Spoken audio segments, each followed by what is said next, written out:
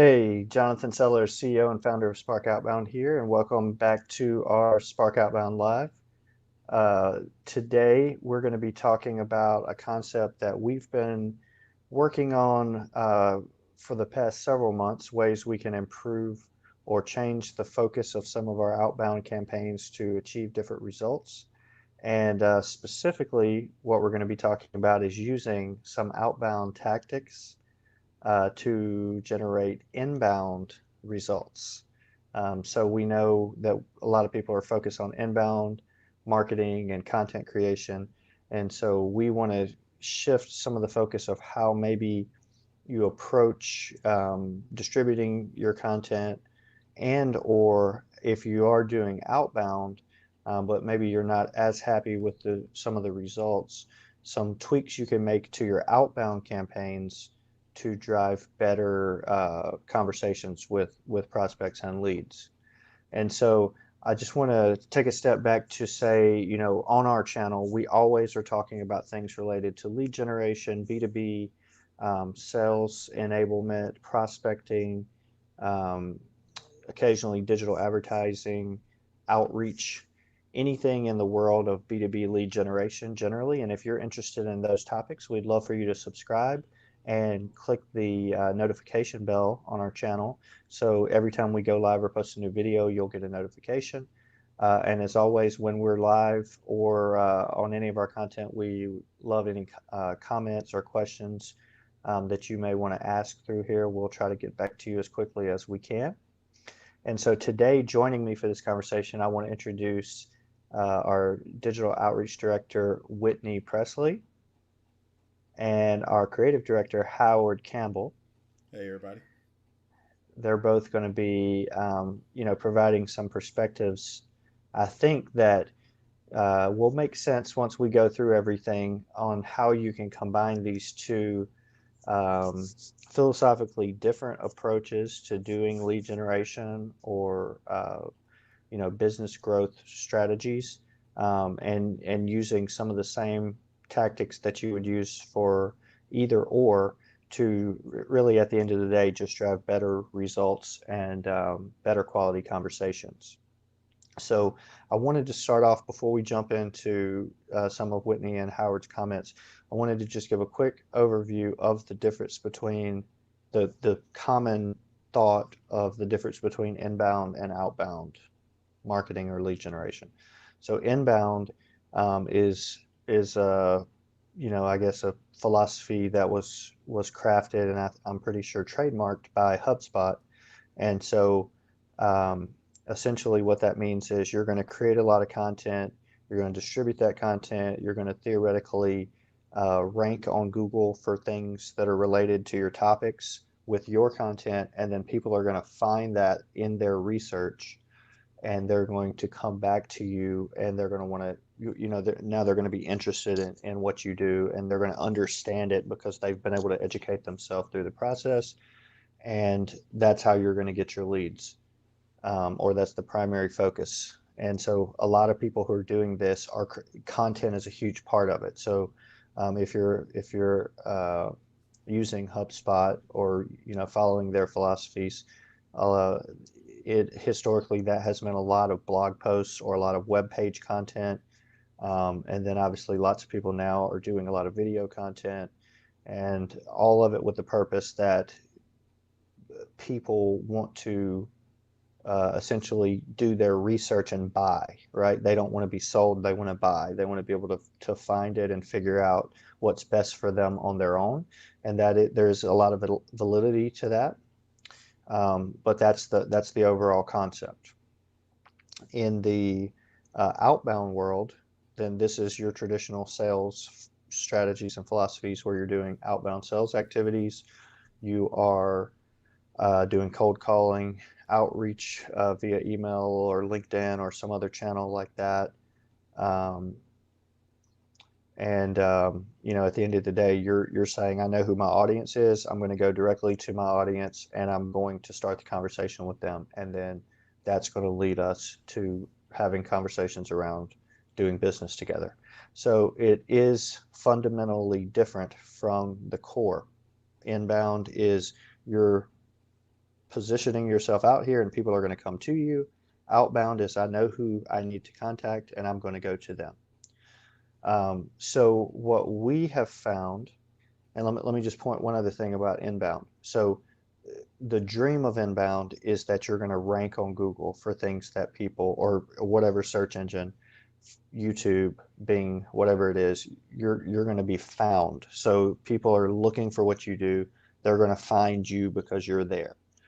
Um, that sounds awesome. And if you do rank for those things, then that can be unbelievably game changing for your business. But if you're in a competitive industry and you're just getting started on this, and there's other companies who've been doing this for years, it will be very challenging and very expensive to get to that position if it's even possible.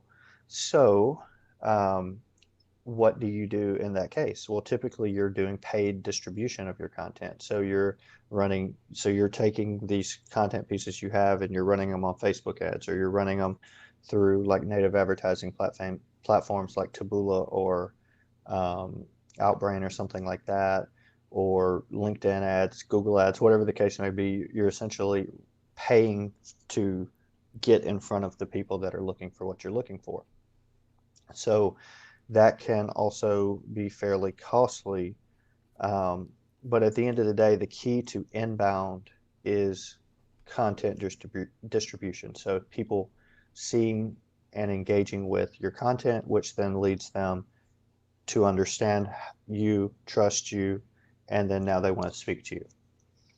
So that leads us up to where we're going to talk about today, about using Outbound to take some of that content distribution pieces away, but then also some strategic ways that you can do it where it might actually improve um, the results because of how you're able to use, like I said, outbound tactics, outbound strategies to place the content in front of the people who might not be in the bottom of the funnel, meaning they're not necessarily right now looking to buy what you have, but they may need it. They may be in the group of people who could buy if they knew that they needed it. And so you can use outbound to get in front of them directly and then educate them.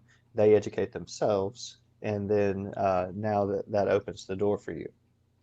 So what we wanted to start off with, and I want to bring Whitney in to talk about a little bit about kind of some mindset shifts from the outside, from the outbound perspective. So if you are familiar with outbound, or you have preconceived thoughts about what is outbound about, if you're going to use outbound tactics to drive inbound results, what are some of the things, Whitney, that somebody needs to like get into their head um, that might be different than if you're just going to be trying to set meetings, which is what a lot of outbound activity is geared around? Yeah, so we through having lots of different types of clients, and doing this our process, and delivering leads to them, doing delivering our services, we've found the results differ a lot of times kind of based on the mindset. And so what I mean by that is that if a client, if you're someone maybe who is focused on selling, you're like maybe a salesperson, and maybe the traditional mindset, or the default mindset, what everyone is used to historically, is really to be kind of more aggressive. Let's go for the sale. Let's ask for the call. We got to get in. We got to not give them a chance to say no. We got to, you know, really get in there and kind of, if we have the opportunity, if we could just get them on a call, we can convince them that, they need what we have. And I think that that's effective in some situations, definitely.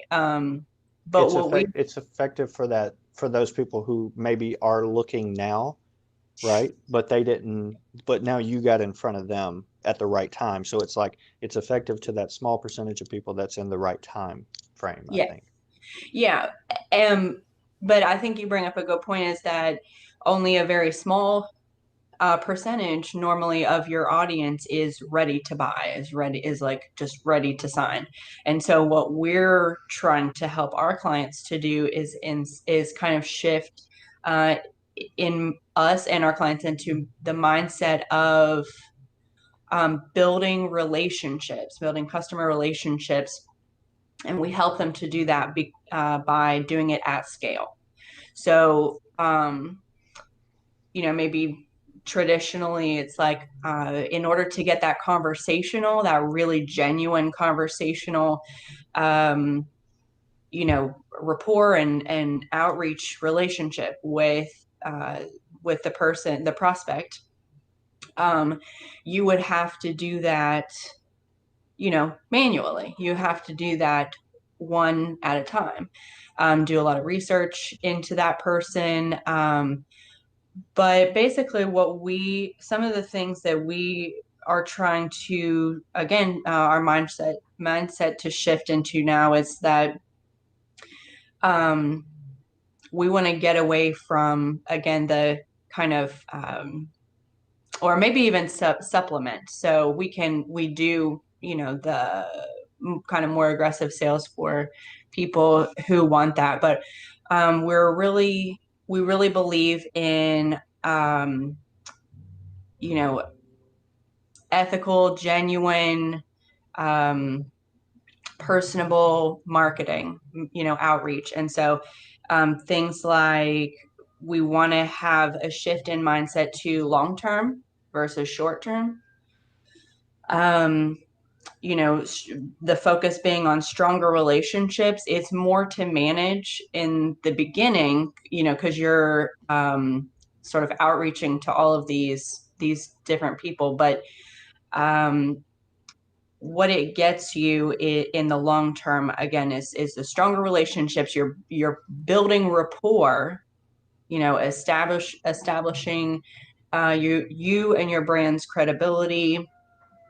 um, just we're trying to basically move towards mimicking very natural conversations. So how would I talk to someone in person? I'm not going to go up to them and just you know tell them everything I can do for you. No, I'm going to ask them about themselves. I'm going to find out about them and,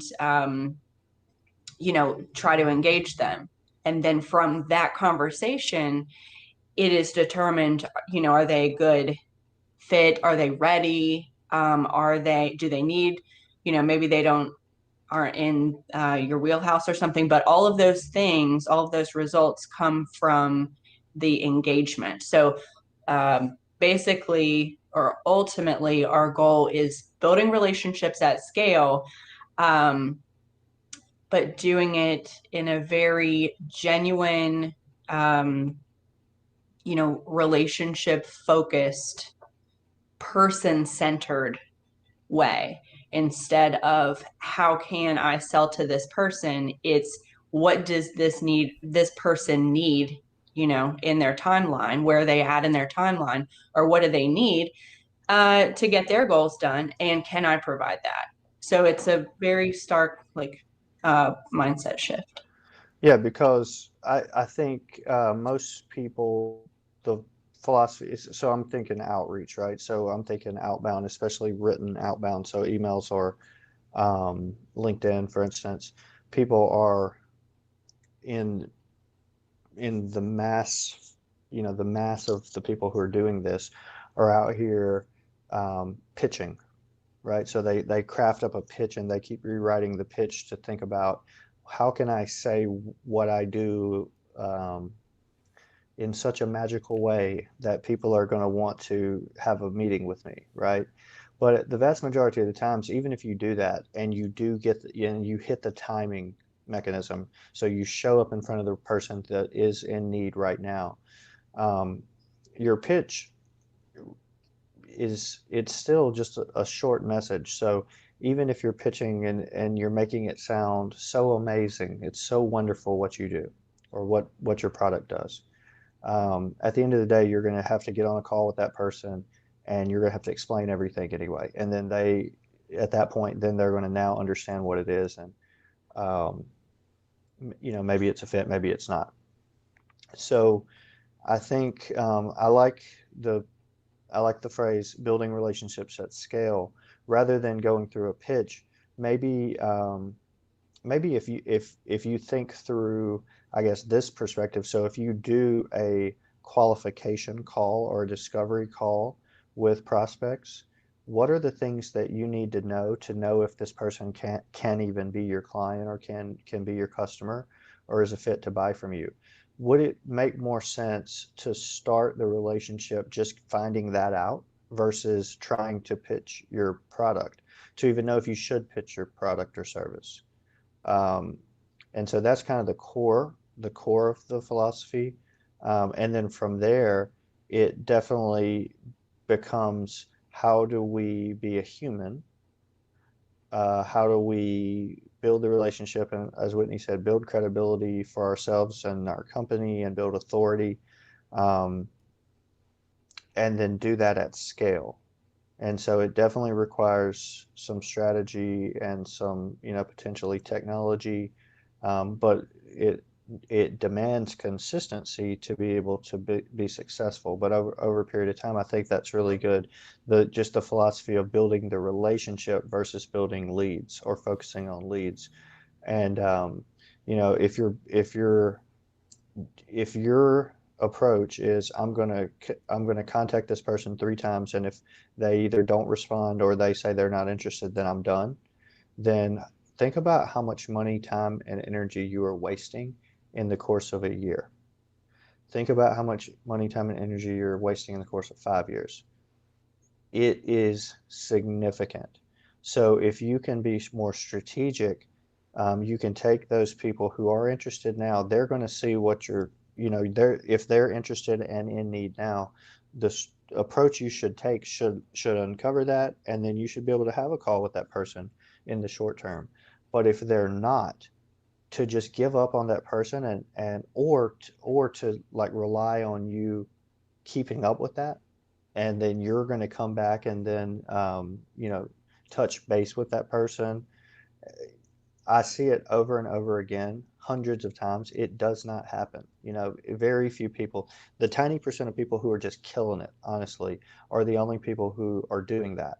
So if you can tweak your mindset and develop a different approach, it can accomplish a variety of goals.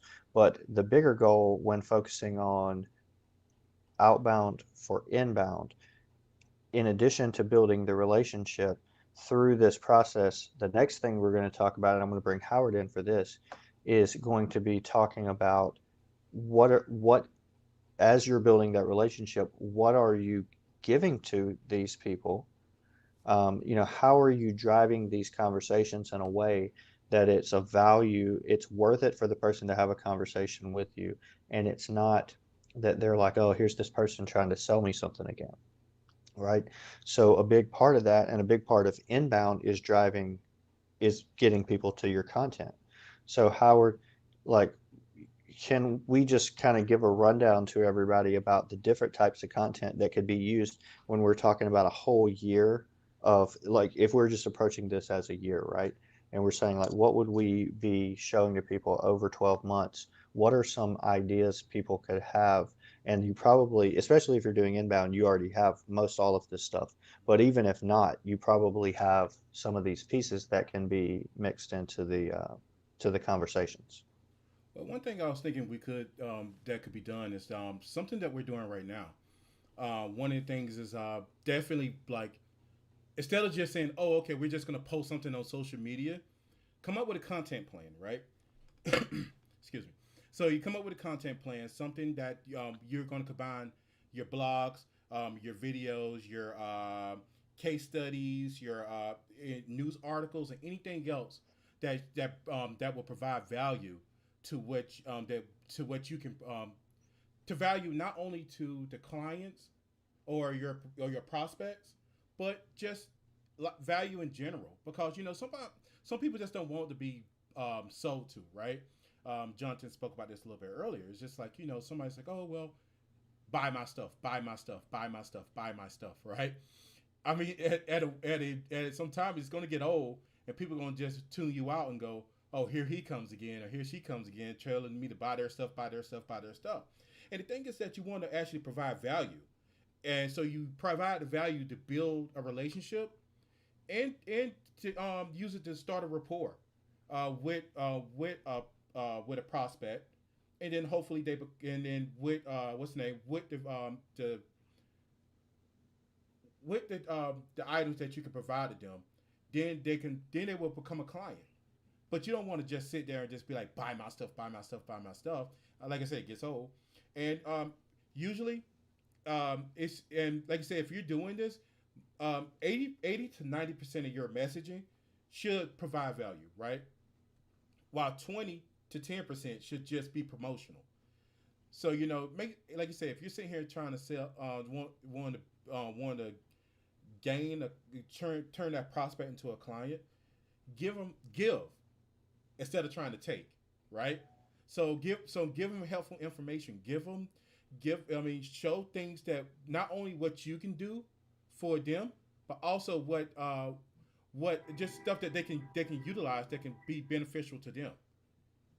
So and that's So even stuff that's like not even your content, but just industry expertise. Yes, yes. One is a good example is sending a message saying, "Hey, how you doing? I saw this article and I thought about you. Check it out and tell me what you think, and let's talk a little bit more afterwards." That's a good way to not only just to sit there and go, "Oh well, this person's not just out here just trying to sell me something. They actually are interested in what I want." And honestly, people want to buy from those who actually care. And so instead of it coming off as, "Oh, I'm trying to sell you something," you come off as a partner that you want to help them and help their company grow, help their organization expand, and then understand that they're coming in, like I said, not coming in as just, "Oh, another salesperson trying to sell me a product," but this person actually cares about my business, and he or she wants to make sure that we grow. Exactly. So you mentioned at the beginning, you were saying like what we're doing right now. So I think um, I think that is a critical piece. So any blog post or anything that you have that is going to provide value, or it's just like, here's some information. We did this case study, and this is what we saw. This could be relevant to you. Here's a blog post. Um, this is, we're explaining in depth how we did something or why we did something, or our understanding of an industry change, or like if you're in an industry that's government affected by government regulations, this change just happened with a law. This is how it's going to affect your business. Anything like that you're sharing and you're just giving value can be seen as beneficial by many people. But I think the other thing is video, which is what we're doing right now. That's what we're doing, Spark Outbound. But sharing video content, you can explain so much in video content, because you have the ability to just it's like we are speaking. And so I think you can take when you take from a business development salesperson standpoint, if you take take an audit of all the sales conversations you have, and you define what are the common misconceptions or common questions or common objections that we receive from all these people that we've been speaking to over the last month or year or whatever, and then essentially you strategically create some content that addresses those, or talks about, um, just literally brings those to attention and just talks about ways to correct or prevent those issues from happening. Um, like both Whitney and Howard said, what it does is it lets the person educate themselves, and it also gives you the authority to say that you are understanding this issue and you understand how it affects them, and implying, even if we're staying away from selling, so we're not talking about how we fix it, but we're just saying we understand this issue, we know this issue's here, here's some ideas around how to solve this issue. you're essentially letting the person learn about you, and even with the back and forth of the messaging, video can be much more of um, a relationship builder. People understand your personality, they understand your communication style, and so they maybe become more comfortable with you when you've never even spoken to them, but when they do speak to you, they now are much more informed coming into the conversation, and typically the conversation when it comes after content, so it's after somebody's seen a presentation you've done or after somebody's read a case study, typically the conversation is not really like, hey, nice to meet you, what do you do? It's typically like, okay, so I kind of get what you do, but how does it specifically work? How do we work together? And so people are further down the funnel, which is, by the way, the whole purpose of inbound marketing is that people educate themselves and they come to you. So Whitney, what I wanted to come back to you related to this is, so, what Howard was talking about with all the different types of content we can focus on and use, and different ways to use the content. There's the other piece of it, which is the relationship building at scale. So I guess, how does that fit into this? So should we always be saying, here's a blog post, here's a video, or like, how do you actually build the relationship with this over a year's time or 2 years' time? Yeah, so I don't think at all that it needs to be that the framework is necessarily like um these specific pieces of content at all. I don't think that it even um has to be, it's not required to be content in the sense of like a you know video or something like that. So really relationship building, you're just focusing on getting to know and understanding that person. So um over time, like you mentioned, we not only are a very small percentage of people are going to be interested at the time that you reach out to them. But if instead you are creating a conversation with them, and literally it can be as basic as just asking them questions, um, and that's it, you are still someone who's coming to them as and establishing rapport, establishing that you're interested in them, um, interest in their industry, what they're doing, all of these things. And so that's what people want. Nobody, maybe not nobody, but most people don't want to be sold to or pitched to. People want to buy from people that they know, or that they have some type of rapport with. And so how do you do that? You do that, you're consistent and genuine. And so how we are helping our clients to do that is to essentially create like uh, conversation a conversation map. And basically, what are the things, or what are the if you're going to work with someone, or someone can benefit from you, from what you're doing, um again, just don't come to them to sell them. Come to them to get to know them, to understand them, to build the relationship with them, so that when they are ready, and that time may come sooner than later, or maybe a year down the road. But if you are consistent in your outreach, and you are coming from like a genuine motivation, and they will know that, um, then they'll choose you. They'll come to you. They'll think of you when they need whatever services. So it's really nothing to do with what you're offering to them. It's everything to do with what what do they need, and you know, can I provide that when their need comes up? Yeah, and so if you're really being strategic, I think so. You hit a couple things. You talked about the conversation roadmap, and essentially what that means is whatever pieces of conversation that we want to bring to people. There's also value to, even if you're going to share content, to ask people if they want the content. So it's not just necessarily you're building out a campaign and saying, here's a blog post, here's a video, and you're just like sending people links to everything. You could do that occasionally, but I think there's more value to asking permission. It's almost like mini opt-ins over and over, and then the person says, yeah, this is relevant to me. If you're being really strategic, you can segment people and you can track these conversations over periods of time. And so you can actually have profiles around where people are, what their interests are.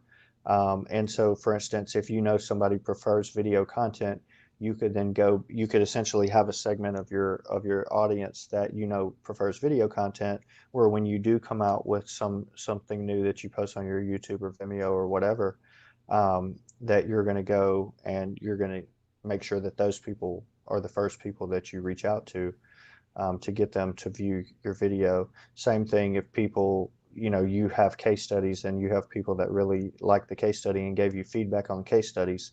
If you do a new case study, you want to get that case study to those same people. And it just truly builds that relationship down. But it does require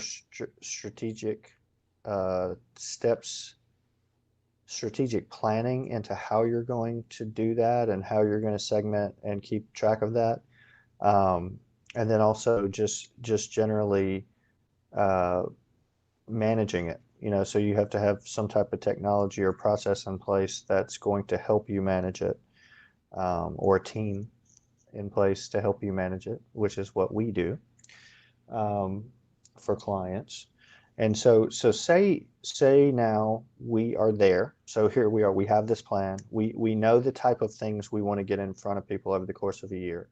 We know the type of questions we need to ask people to know if we can do business together, if we're a good fit to do business together. And so we have all that down. And like Howard said, we have a plan, right? So we know we need to understand these things, and then we need people to see this information to then know if we should be having a conversation, or if they do want to do business with us.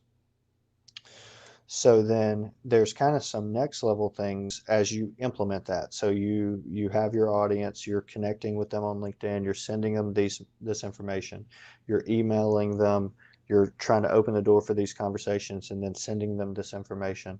By the way, you definitely don't want to generally, with cold email, you definitely don't want to just start sending people links to things. It's not, it's going to cause red flags, and you potentially will be ending up in the spam folder, or worse, be blacklisted. That's definitely with email. In my opinion, much more important to be asking permission to send things.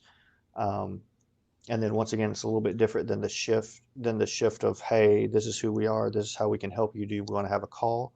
It can come down to, hey, this is who we are, we've created this, would you be interested in seeing it? It's much less of a commitment to the person to receive some information to be emailed to you than to have a call. But then that could lead, obviously, to the ability to build that relationship on LinkedIn. You are a connection at the end of the day if you're connected to somebody. So you could theoretically occasionally send them some information that you think is valuable, especially if you're positioning it as this is something you might think is valuable. But it also, I think, is reasonable to ask people, do they want it, before you send it.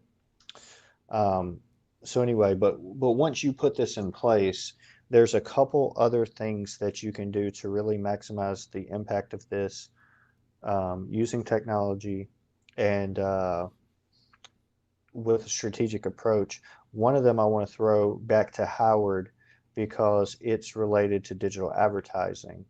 And so there's just it's pretty basic things. People use this all the time. People are using this when they're just doing their inbound campaigns in general. And it really comes down to when you're getting people in front of your video content, for instance, posted on YouTube, or when you're getting people back to your website or some property that you own. And so, Howard, what would be the next step that you could add to essentially keep people in front of your content? I mean, one of the best steps you can take is remarketing. So what this? Okay, so just in case many people don't understand what remarketing is, do you notice when you go to a certain website and then see a certain product, and then you go to another website, not that same website you just seen. You went to another website, and like maybe on Facebook or Twitter or LinkedIn or something like that, and you just happen to see that ad from that website that you just came from. What's going on is that's called they're retargeting you, right?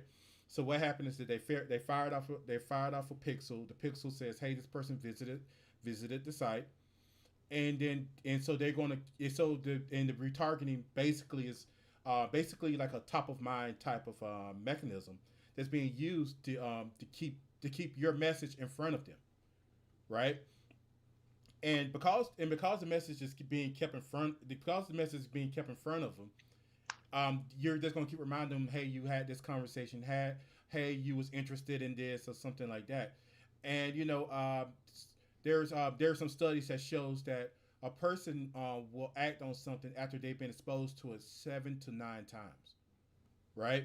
So maybe they didn't act on it the first time, maybe they didn't act on it on the third time, maybe not the fifth time. But maybe on the seventh time they'll sit there and go, I'm interested. Let me go learn more information, or hey, I'm interested. Let me go give this person a call within the 7 to 9 or more times after that. But the thing is, so that's why I always think the value of retargeting does is that you're staying in front of them. You know, like you say, the thing is I always thought about this when I was a kid, but think of it now as Cheeto commercials, right? Chester Cheetah and things like that. Like you always knew that Cheetos existed, even though you're a kid, but you still see commercials about it, right? Now, yeah, some of those commercials might be introducing Cheetos to other people, but the thing is that most people already know what Cheetos are, and then once you see that Cheetos ad a couple of times, you go, man, you know what? I haven't had no Cheetos in a while. Let me go get some Cheetos, right? I mean, Butter Butterfinger got me like that this past weekend. uh, I saw a Butterfinger commercial and I had to get a Butterfinger. I tell you who got me. They got Taco Bell got me that. They had the thing with nacho fries. Oh, not it's almost making like a scary thing. Nacho fries are back, right? And I'm like, oh really? I'm gonna go give me some nacho fries, right? Yeah, I mean, and the thing is like it works because I'm interested in it, and I'm like, okay, it don't feel like it's evasive. It don't feel like it's like pushed on you. It feel like something that like, hey, you know what? I really would like some, so let me go get some. So if this could work for like food products and you know what I mean, and other things, it can this can also work for what you're trying to do, and or rather, let's say it has a great potential for working, and that's and right. that's and that's the thing we want to let you know is that. And so when you're doing that, and this goes back to something that Jonathan was saying earlier, and Whitney as well, um, you know, this helps build a rapport with the person. This helps build a relationship. So you go, man, I would really like that. So it wasn't like somebody was like, buy my stuff. It's like people just was interested in getting it, so they would go and get it. And that's one thing I always liked about the retargeting. So even retargeting, retargeting is something that's kind of like when people heard of it now, it's kind of a new term that came with inbound marketing, right? But the truth is that it's always been there. I mean, it's like you driving. If you're driving home, you see the billboard on the side of the road, right? You drive home every day, you see that same billboard, right? And you see the same thing put up there, and it's just, I mean, so now they have taken that concept and brought it to other platforms like Facebook, Instagram, Twitter, LinkedIn, and such things like that. And you're being reminded, oh, that's right, this exists. Hey, I might be interested in this. Let me get more information about it. And that's Yeah. one good thing about remarketing. So yes, definitely utilize it to your benefit, and just understand that your clients will. I mean, like you said, if you're always bombarded with messages, so people might forget the message. But if they keep seeing again and again and again, not bombarding them, but just like seeing it and they know that they're knowing that you're there. Like, yeah, that's right. I did say I was going to do that, and yeah, I just finally found the time to do it. Let me learn more information. Let me call so and so back, and all that good stuff. And it's definitely beneficial to your company or your organization or what you're trying to do.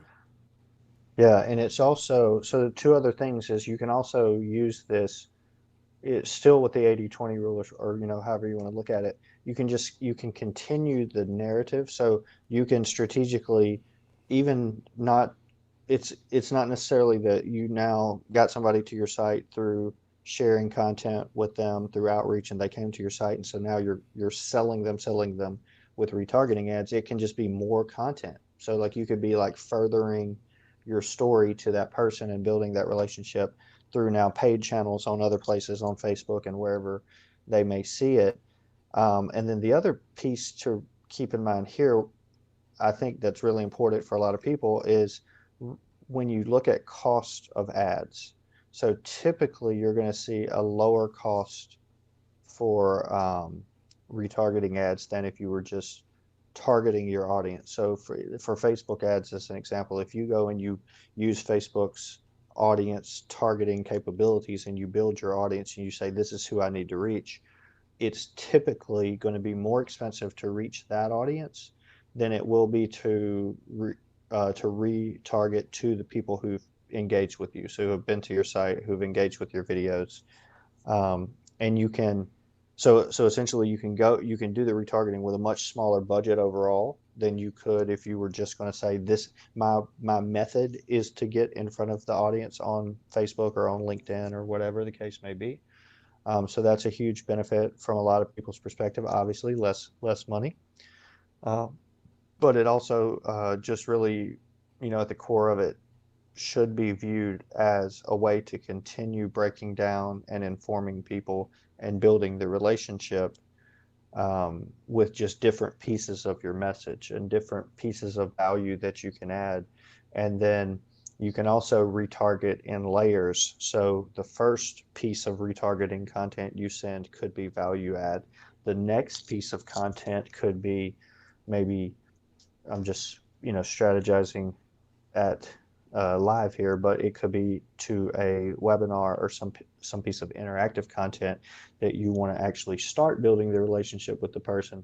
And then as people engage with each of those pieces, they're like moved into the next phase of your retargeting funnel, where then at some point would be like a promotional piece. So a lot of this is multi-step. A lot of this is not so straightforward. I'm not saying that anybody who's never done any of these things can just jump in and just build this, right? But these are the capability. These are the things that are possible, and we would suggest that these might be a better approach long term. Will this result in tomorrow having a bunch of sales calls? It could, but you could also buy a lottery ticket and win the lottery tomorrow. But if you, and I'm not going to go too far into metaphors here, but if you're doing this every single day for 365 days for a year, or for 2 whole years, when you look at the number of people who are going to have exposure to you, who are going to understand what you do, um, and then people who are moving through the different phases of their business life cycle, and they're becoming more ready to need what you need, or they're becoming aware that their business isn't now in a situation to need it, you're going to be the person. The goal of this is that you would be the person that they would know can do this, and that you're going to be the person that they think of. And the other thing that comes from this, and then I want to talk to Whitney about some, going back to the outbound side of it, how can you keep that going?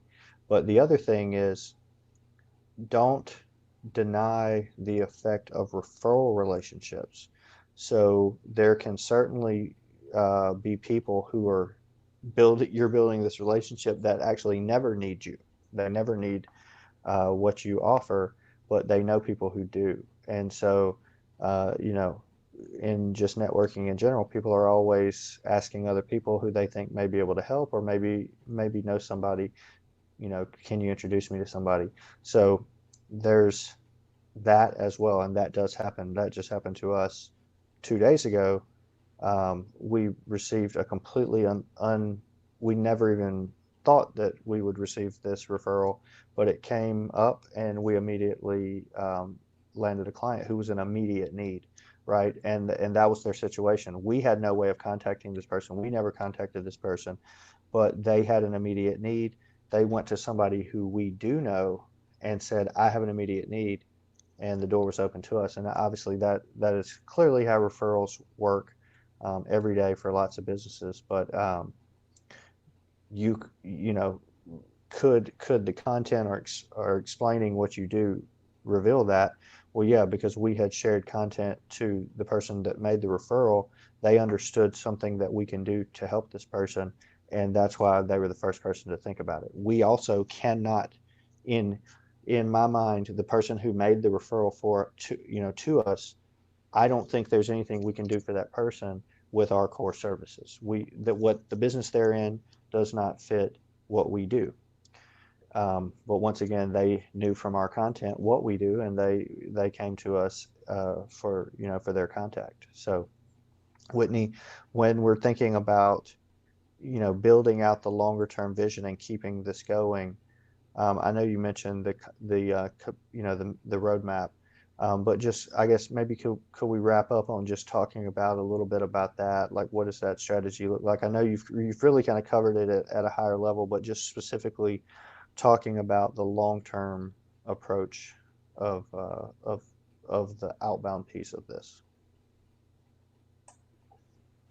Yeah, so we basically came up with this idea of the conversation roadmap, and long because what it represents really is a long-term how to build a long-term relationship with um, a contact.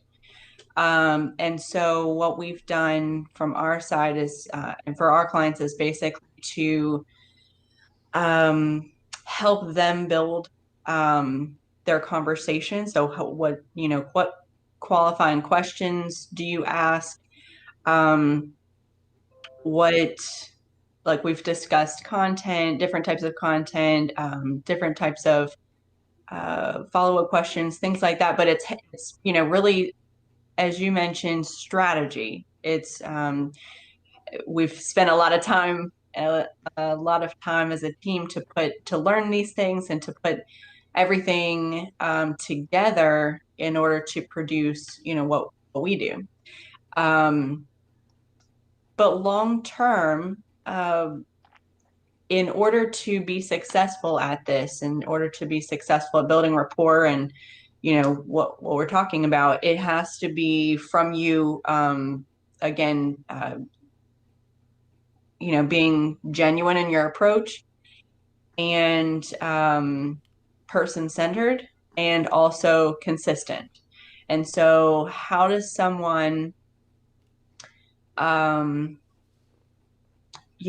at home or just on your own, how do you create kind of this system for doing these, for starting the conversations, building relationships at scale? Because you can, it's much more easy, I guess, to spend your time sending maybe individual messages. Like, you can do that for sure and be effective.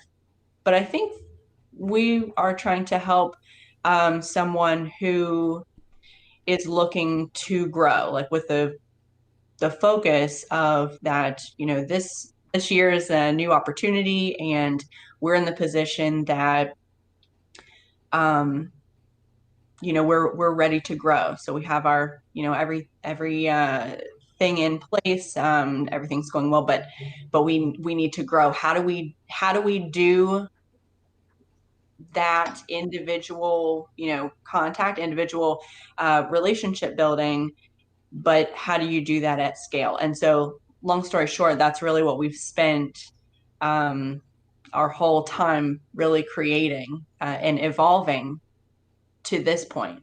Um, so one of the ways, like I said, is what we do. Um, And that's to fully manage this whole process for you and with you. So one of our biggest values is client collaboration.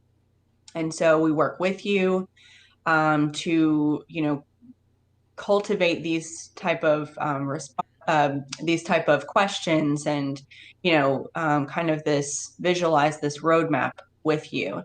And then you've got these hundreds and thousands of people that you're building these connections with. And then what does it go from, like, how do I go from there? How do I remember who to follow up with?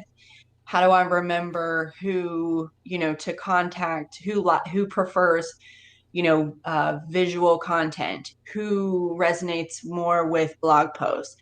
Like, there's all this huge potential that you can do with your LinkedIn connections. But for the person or the business person at home, like, how do you manage all that? And so that's what we wanted to create.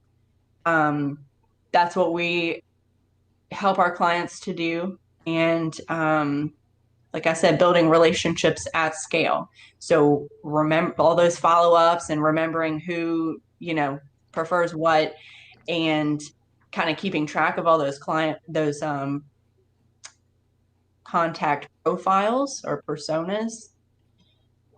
Then we help to do that for you. Yeah, which that exactly is. So anybody who's like an inbound person that might be listening to this, that's exactly what you're doing in HubSpot, right? You're segmenting people out, and these are people who've, given you their email address for you to contact them, and you're building these segments and you're distributing these content in all these different ways. So essentially what we're saying is that those same concepts can be applied to outbound and can be applied to distribution of content, and also the relationship building at scale.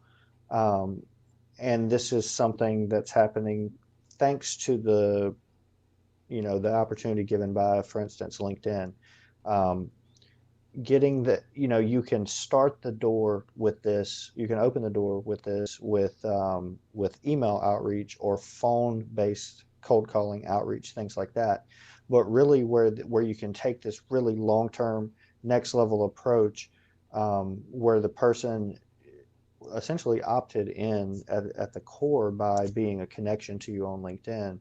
And then if you're doing things strategically and efficiently, you're able to do build these segments, build this understanding. And the segment can help you to reach the person, but it can also help you to understand your audience.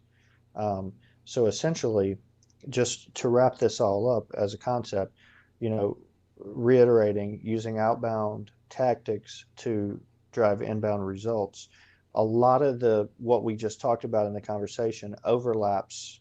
Like we're bouncing back and forth between an outbound philosophy piece or an inbound philosophy piece. That really, if you're sitting here as one or the two, and you're like, well, that's what I do. That's what I do every day. Or if I'm an inbound person, that's what I do every day. But the difference is that from the outbound perspective, it's the goal. What is the goal? The goal is not necessarily just to get the meeting. The goal is to learn. The goal is to provide value. The goal is to build a relationship. Some outbound people say, well, I try to build relationships all day, every day too. I would challenge and say, is that is that your goal, or is your goal the meeting, right? Do you build the relationship after the meeting, or do you build the relationship before the meeting? And so that would be the question. If you're an inbound person and say, well, I segment my audiences and I send them content all the time too, the question would be, yes, after they sent you, gave you their email address and subscribed to your email list, would be my expected um, understanding of how you're doing that for the vast majority of people. So what we're saying is that the two can be married, and it can be, they're not exclusive of each other. It's not saying that you're not doing the same concept. It's not saying you're abandoning either. It's not saying that you're not still trying to get the meeting from the outbound perspective, because you are at certain points. And it's not saying that you're completely giving up the goal of, for instance, driving people to sign up for your email list, and then your email nurturing them through the normal inbound kind of strategies. It's that you're using the at the core of it, you're using the outbound tactics to drive distribution of your content, and at the same time you're taking that same philosophy of providing value and letting people educate themselves to then build relationships, versus just focusing on sales and focusing on qualification and getting people into your funnel, from the outbound perspective. So hopefully, this has at least sparked a couple ideas for some people out here who may have stuck with us through this video today. As always, if you have any questions, thoughts, if you completely disagree, or especially if you agree, that would be great. Just leave some comments down below. We always we would love for you to subscribe to the channel. Um, Give us a thumbs up if you like the content. And then if you want to get notified when we go live, just click the notification bell when you subscribe, and you will receive the notifications from YouTube. Our next YouTube live will be taking place next Friday, and we are going to be talking about um, a little bit of a different topic. It's going to be specifically around LinkedIn and LinkedIn outreach, and we're going to be talking about why you would consider using LinkedIn outreach as a go-to starting point if you were going to consider either opening up a new service line. So you're going to make a pivot. So maybe you're seeing what you've been doing. You need to try a different approach or something like that. Why you can use LinkedIn outreach as an awesome tool and platform to test that market and make sure that you're coming at it with the right approach, the right messaging, and things like that. Or also, especially if you're looking at expanding into a different geographical market. So if you're looking at going international, why LinkedIn in many, many cases will be your best, most cost effective, and most efficient way to test the waters and get into that market, even doing so before necessarily having to put salespeople on the ground, um, and just being efficient. But either way, we're Spark Outbound. I'm Jonathan.